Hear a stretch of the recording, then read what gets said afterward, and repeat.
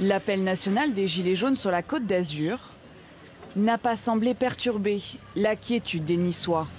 C'est ça Nice aujourd'hui, c'est pas les Champs-Élysées.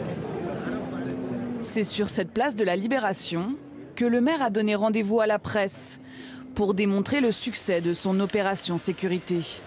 Bonjour. Bonjour madame.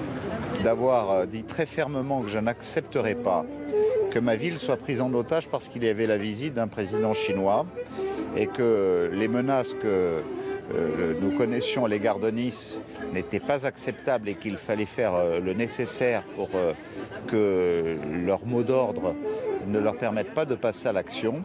C'était pour moi l'essentiel. Bonjour madame.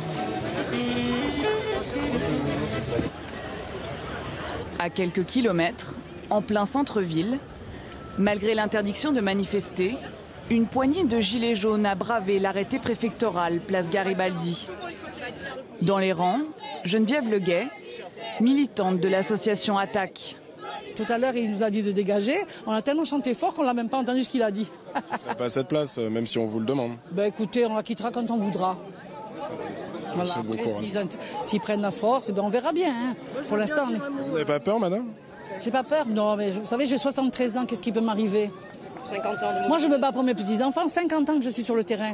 Donc, voir ce que je vois aujourd'hui, ça a pleuré, quoi, à pleurer. Pendant plus d'une heure, les forces de l'ordre contiennent les manifestants.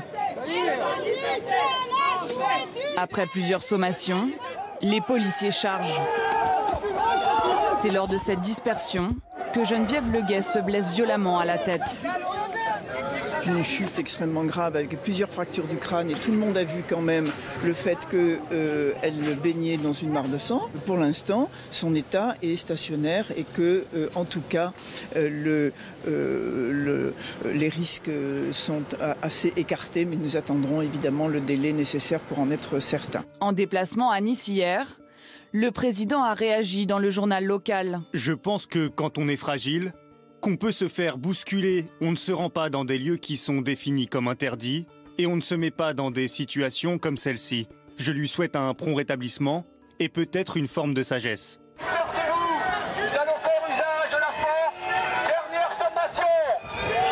Le parquet de Nice a ouvert une enquête pour déterminer les causes des blessures de Geneviève Leguet.